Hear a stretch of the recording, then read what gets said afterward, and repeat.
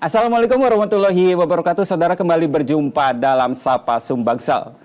Saya Hendanun akan menemani pagi hari Anda selama 30 menit ke depan. Kita akan membicarakan mengenai persiapan calon jemaah haji yang akan diberangkatkan dari Bandara Internasional Sultan Mahmud Badarudin II, Palembang.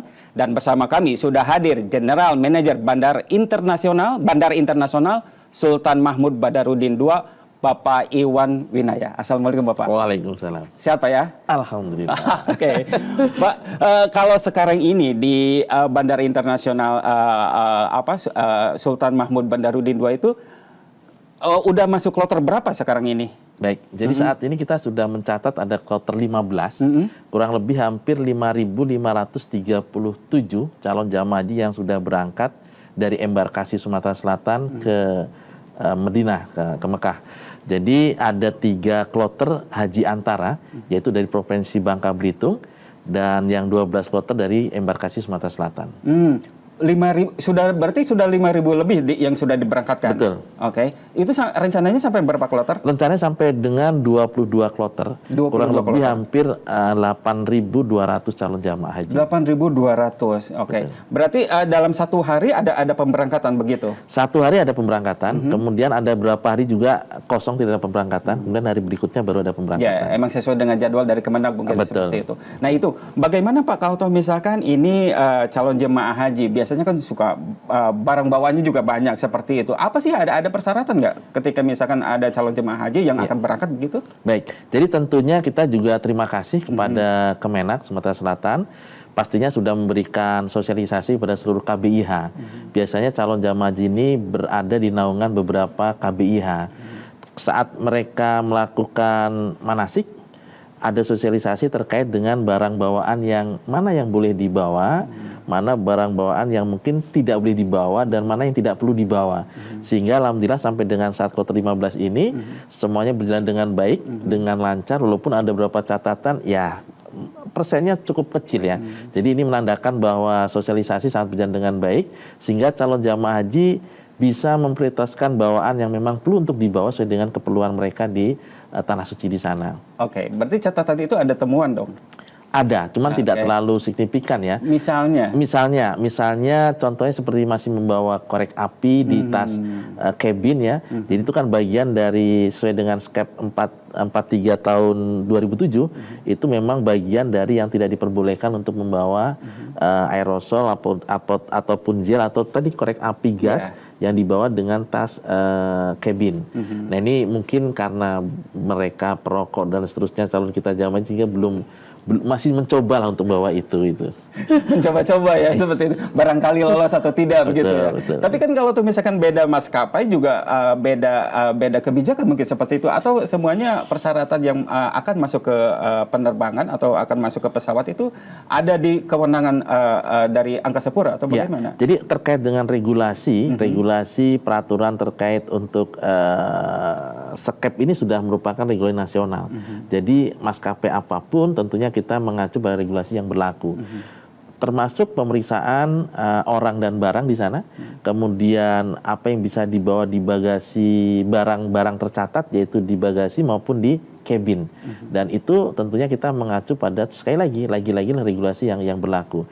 Seperti masuk dalam kategori barang prohibited item maupun DG ya, dangerous good, yang harus dipatuhi oleh semua calon jamaah haji yang akan terbang ke Madinah maupun ke Mekah. Oke, tahapannya apa aja Pak ketika calon jamaah mau menjelang boarding atau mau masuk boarding begitu? Baik. Yang pertama adalah calon jamaah haji ini masuk ke asrama haji. Di sana di asrama haji sudah kita tempatkan petugas kami, efficient security, bersama X-ray. Jadi ketika sudah persiapan untuk boarding keberangkatan jamaah haji ke Mekah atau ke Madinah, dilakukan pemeriksaan di asrama haji, yaitu baik calon jamaah haji sendiri di screening dengan menggunakan alat BTMD, kemudian barang-barangnya dengan X-ray, khususnya barang-barang yang cabin maupun yang tas bawaan mereka yang dibawa langsung. Berarti pemeriksaan itu di asrama haji? Di asrama haji. Jadi untuk memudahkan proses dan percepatan agar durasi time-nya itu lebih cepat. Kemudian untuk pemeriksaan barang tercatat atau bagasi tercatat itu dilaksanakan H-1 dilakukan di terminal kargo kami.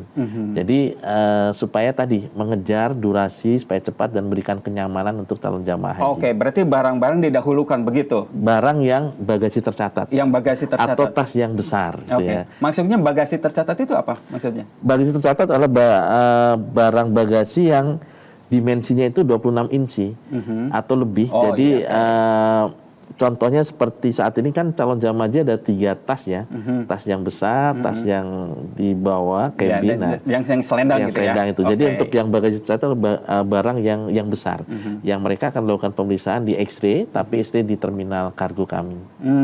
Jadi ada 2. Yang pertama di di asrama, yang kedua untuk barang-barang langsung di di kargo. Terminal kargo Terminal yang kargo. langsung dilakukan proses loading unloadingnya dengan teman-teman dari airline. Jadi itu bagian dalam rangka yang barang itu tidak langsung pengawasan atau diikuti oleh penumpang. Namanya adalah barang bagasi tercatat. Adapun barang bagasi barang cabin itulah barang yang mereka bawa langsung yang masih ditemani oleh pemiliknya. Oke, barang-barang apa saja nih Pak yang tidak boleh dan boleh untuk dibawa ke ke dalam pesawat seperti itu? Ya, untuk yang cabin khususnya pastinya prohibited item tidak. Contohnya seperti sajam ya, senjata tajam ya. Oke. seperti pisau, gunting, ya. Kemudian Gunting kuku tali, gitu ya? paku itu Oke. ya, palu juga kadang-kadang ada juga yang bawa seperti itu. Tapi kalau mereka bawa di bagasi, yang tercatat seperti itu bisa karena mereka tidak ada interaksi dengan penumpangnya. Dia kan menaruhnya di di tempat bagasi pesawat ya, berbeda dengan cabin, itu masih diperbolehkan. Kemudian untuk seperti kosmetik ya, kemudian cairan yang emang kosmetik emang tidak boleh untuk masuk cabin? boleh. Oh, boleh ya. Boleh, Oke. cabin boleh. Jadi yang seperti kosmetik dan ketentuan adalah tidak lebih dari 100 mili tentunya. Ini ketentuan-ketentuan yang dipenuhi oleh calon jamaah haji. Tapi sebagian besar mereka sudah sangat mengerti dan paham karena memang sosialisasi mungkin sangat masif ya di KBA itu sehingga kita tidak ada kesulitan. Walaupun ada 1-2 yang mungkin ya tadi dalam tanda petik mungkin ingin mencoba dan seterusnya. Tapi karena berkat kerjasama yang baik, sosialisasi yang baik, supaya bisa berjalan dengan baik. Oke, berarti setelah dia calon jemaah haji itu sudah diperiksa untuk barang bawaan yang di asrama haji, itu yang berarti untuk masuk kabin, Jok, kalau seperti itu ya? Betul. Oke. Untuk dokumennya seperti itu? Ya, jadi untuk dokumen kita juga pemeriksaannya teman-teman imigrasi dilakukan di asrama haji. Paspor di imigrasi. Kemudian yang kedua adalah kesehatan dari teman-teman Balai Karantina Kesehatan kelas 1 Palembang, dan di sana akan dilakukan pemeriksaan khusus terhadap calon jamaah haji yang usia lanjut, kemudian punya resiko tinggi. Nanti akan dipilah dan dipilih mana yang resiko tinggi, mana yang harus menggunakan wheelchair, mana yang punya penanganan khusus, sehingga mereka akan dipilah untuk satu kendaraan yang khusus sendiri. Dan nanti di airport kita siapkan fast track yang tentunya flow-nya berbeda dengan calon jamaah haji yang mungkin dalam kondisi lebih sehat dari mereka. Contohnya sebagai contoh adalah calon jamaah haji yang dalam kondisi risiko tinggi, kemudian harus menggunakan wheelchair, kemudian usia lanjut, itu kita gunakan flow menggunakan lift ke Garbarata melalui flow kedatangan internasional. Adapun yang calon jamaah haji yang normal, kondisi fisiknya masih bagus, mereka akan melakukan boardingnya melalui bis yang konvoy dari asrama haji ke sisi udara kami ke airport, kemudian langsung turun dan langsung masuk ke aircraft pesawat.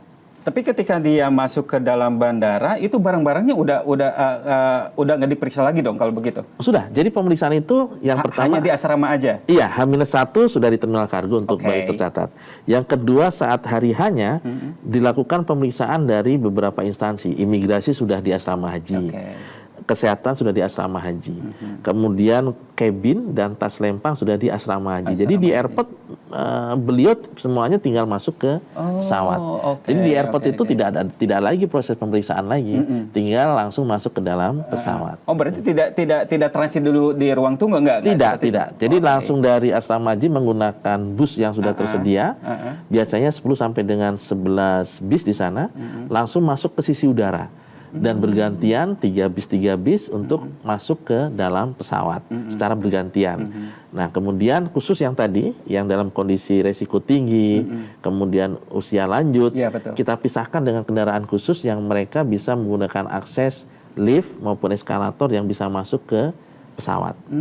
Oke, berarti ada 2 alat transportasi ya Pak, seperti itu Ya. yang disiapkan oleh bandara atau Jadi dari Kemenang? semuanya dari panitia penyelenggara ibadah haji, kita adalah termasuk dari PPIH tersebut. Kemudian kebetulan saya di airport sebagai di bandaranya, di airportnya, di bagian sisi udaranya, sehingga teman-teman yang lainnya bisa membackup terhadap sisi yang lain. Contohnya seperti kesehatan, tanggung jawab penuh dari teman-teman dari Balai Kekarantinaan Kesehatan kelas 1 Palembang. Kemudian imigrasi, bea cukai, sesuai tupoksinya masing-masing. Betul, Sehingga betul. kolaborasi, sinerginya bisa berjalan dengan baik. Sehingga kita tahu peta peran masing-masing bisa kita lakukan bersama-sama. Iya. Tapi untuk pola yang sekarang itu cerminan dari pola tahun kemarin atau ada perubahan dari tahun kemarin? Enggak, seperti itu? jadi pola ini sudah pola yang sudah kita lakukan beberapa tahun yang lalu. Dan alhamdulillah untuk embarkasi Sumatera Selatan mendapatkan penilaian yang cukup tinggi dari kementerian saat itu. Dan dari sisi airport, sisi udara, sisi airport kami mendapat OTP 100%. Jadi tidak ada kendala sesuai dengan on time performance kami 100%. Nah, ini harus kita pertahankan di tahun 2025. Artinya bahwa mulai dari proses asrama haji, kemudian boarding, kemudian mobilisasi, kemudian masuk barang bagasi, kemudian proses jamaah calon haji masuk ke dalam pesawat, time-nya tepat. Sehingga tidak mengganggu slot time pesawat yang harus terbang jam berapa dari SMB 2 dan harus jam berapa mendarat di Jeddah maupun di Mekah. Oke, berarti semuanya sudah on time begitu ya? Sudah seperti itu. sudah Dan diatur. itu pas apa jumlah personil yang diturunkan oleh Angkasa Pura juga sudah memadai begitu? Ya, kita pasti. tahan dulu Pak, kita Baik, pastikan. baik. Kita akan kembali saudara setelah jeda iklan berikut ini.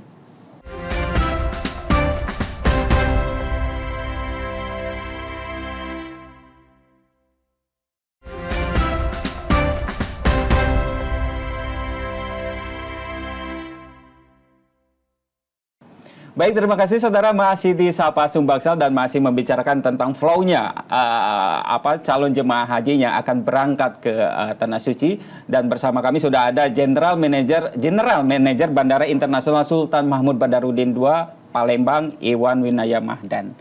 Pak Iwan, Ya. kalau tadi kan ada personil yang diturunkan ke asrama, kemudian juga yang stay juga ada di bandara seperti itu. Itu gimana polanya untuk mengatur hal itu supaya mereka juga tetap sama-sama berjalan? Karena kan yang dilayani bukan hanya untuk jemaah haji saja, gitu seperti itu, tapi akan ada calon penumpang umum. Baik. Itu gimana? Yang pertama, kami membuat tim khusus haji ini. Kita bikin satu tim untuk penanganan calon jamaah haji. Dari sisi 3 sampai 2 unit. Yang pertama adalah unit Aviation Security. Yang kedua adalah unit dari elektronika yang pasti memastikan kesiapan fasilitas keamanan penerbangan, yaitu X-ray dan alat pendukungnya. Nah, kemudian APSEC ini kita turunkan untuk memastikan tadi pemeriksaan proses calon jamaah haji ketika boarding melalui asrama haji. Baik barang, kemudian penumpang melakukan pemeriksaan. Kemudian H-1, APSEC kami juga melakukan pemeriksaan di barang bagasi di terminal kargo. Kemudian pada hari hanya kita juga pastikan konvoi itu masuk tidak salah ya, jadi tidak ke terminal tapi langsung ke terminal kargo. Yeah. Kita siapkan flow khusus dan kita pastinya kolaborasi dengan Pangkalan Udara Sri Mulyono Herlambang. Jadi kita kerjasama, kolaborasi sinergi, beberapa personil gabungan dengan kami untuk memastikan bahwa flow itu berjalan dengan baik. Sehingga konvoi bus ini yang dari asrama haji tepat waktu sudah datang di sisi udara kami di apron. Yang siap dilakukan boarding 3 bis dan seterusnya sampai habis. Sehingga OTP kami, on time performance kami bisa tercapai dengan baik. Sekilas informasi saja bahwa beberapa tahun yang akan datang, beberapa tahun yang lalu kita sudah mendapatkan OTP 100%.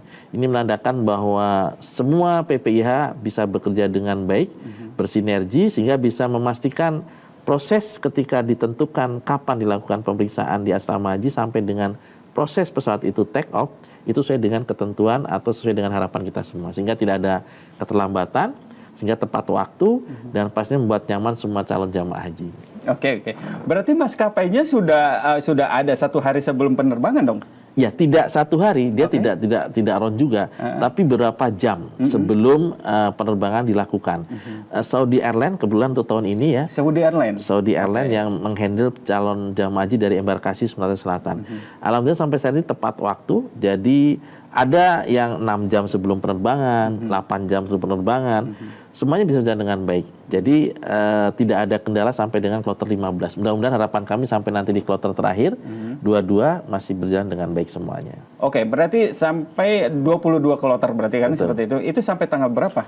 Tanggal 28 Mei 2025. Terakhir berarti ya, terakhir. Kloter 22 seperti itu.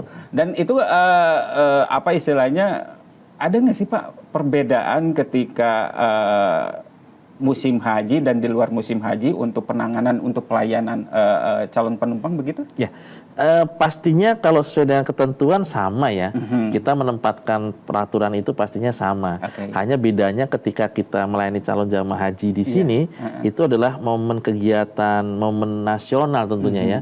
Bahkan internasional nih, karena kita melayani calon jamaah haji yang semuanya akan terbang ke Mekah dan Madinah.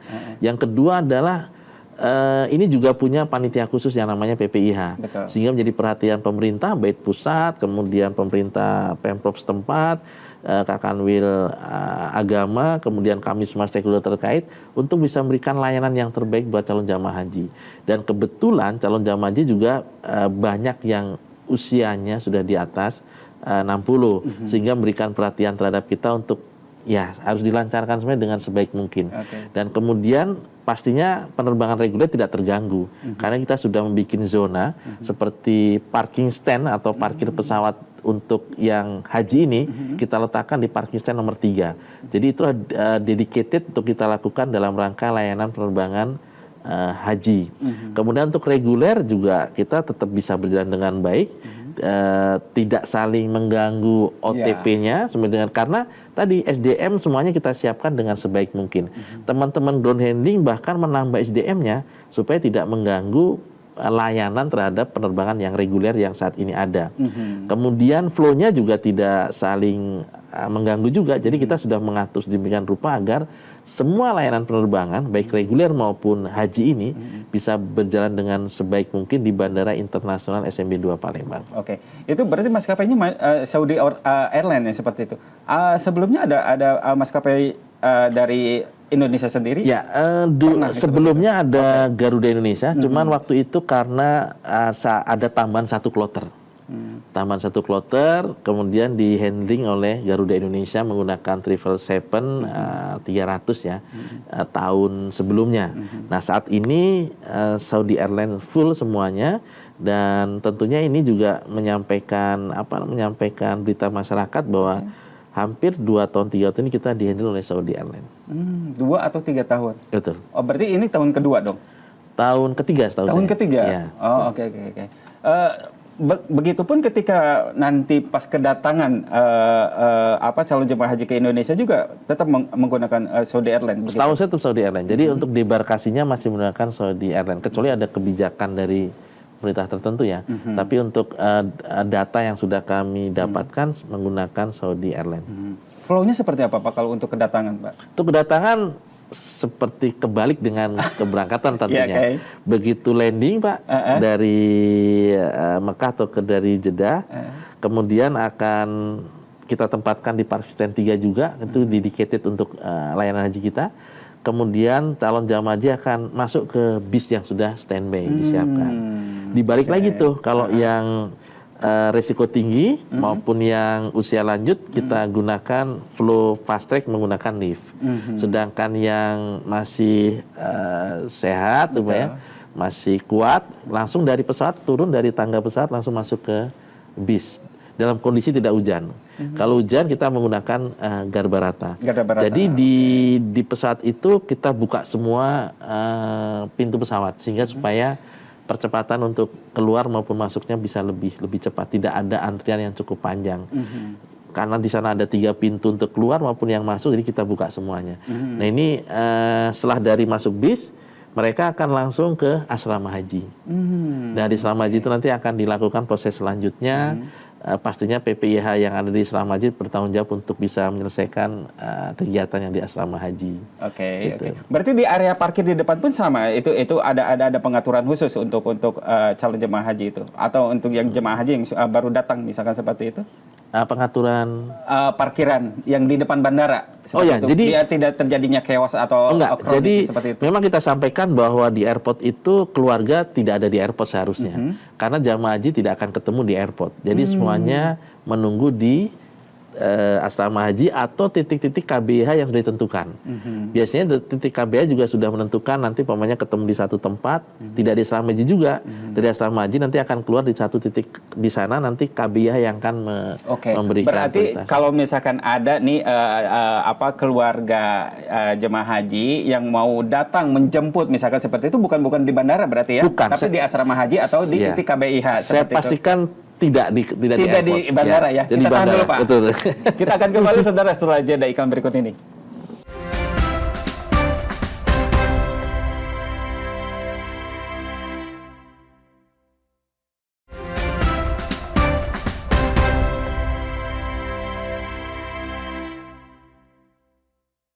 Terima kasih saudara, masih di Sapa Sumbangsal dan kita kembali lagi melanjutkan perbincangan di pagi hari ini. Pak, kalau tadi kan kita sedikit menyinggung tentang flow-nya kedatangan jemaah haji yang baru pulang dari Tanah Suci seperti itu. Ada barang-barang bawaan yang istilahnya yang sama, mungkin juga ketika pemberangkatan juga ada barang-barang yang tidak boleh dan mana yang boleh gitu. Ketika kedatangan pun seperti itu, sama atau bagaimana? Ya, kalau sudah kita bicara tentang debarkasi atau kedatangan, Betul. dari kami tidak ada pemeriksaan kembali, Betul. tapi lebih kepada instansi yang punya kewenangan, yaitu teman-teman dari Bea Cukai. Biasanya teman Bea Cukai akan mengambil random beberapa barang bagasi dari jamaah haji, karena sudah kembali berarti jamaah haji ya. Ya. Tadi kalau berangkat calon jamaah haji. Calon jemaah Jadi haji. sudah diambil random, Ya. dan biasanya juga pengalaman kami prosesnya sangat cepat, Ya. karena sekali lagi ini adalah bukan penerbangan reguler, Betul. inilah penerbangan yang luar Spesial, biasa, betul, spesial. betul. Jadi pastinya ada pertimbangan dari teman-teman dari Bea Cukai selama tidak melanggar ketentuan regulasi yang berlaku di Bea Cukai. Kita pernah mendengar kemarin waktu keberangkatan banyak sekali yang ditemukan teman Bea Cukai, setahu saya bukan embarkasi Sumatera Selatan, dan menjadi viral di tempat yang lain, yaitu banyaknya rokok yang dibawa. Dan itu menurut teman-teman Bea Cukai itu bagian dari yang tidak sesuai dengan ketentuan, karena ada batasan yang mereka harus bisa bawa ke luar negeri. Nah, jadi ketika debarkasi terjadi di Bandara SMB 2 Palembang, maka pemeriksaan barangnya sepenuhnya menjadi tanggung jawab dari teman-teman dari Bea Cukai, dan biasanya dilakukan random check oleh teman Bea Cukai, dan tidak lama waktunya, durasinya tidak lama waktunya, agar jamaah haji ini bisa segera bertemu dengan keluarganya. Oke, tapi di sepengetahuan Bapak berarti informasi untuk barang-barang bawaan yang harus yang dibawa dan tidak boleh yang dilakukan oleh Bea Cukai itu sudah diinformasikan ke jemaah haji begitu? Sudah, setahu saya sudah. Jadi itulah fungsinya manasik haji. Betul. Jadi sebelum mereka berangkat pada hari hanya itu kan sering dilakukan manasik haji oleh beberapa KBIH. Dan di sana dimasukkan proses sosialisasi baik dari semua instansi terkait.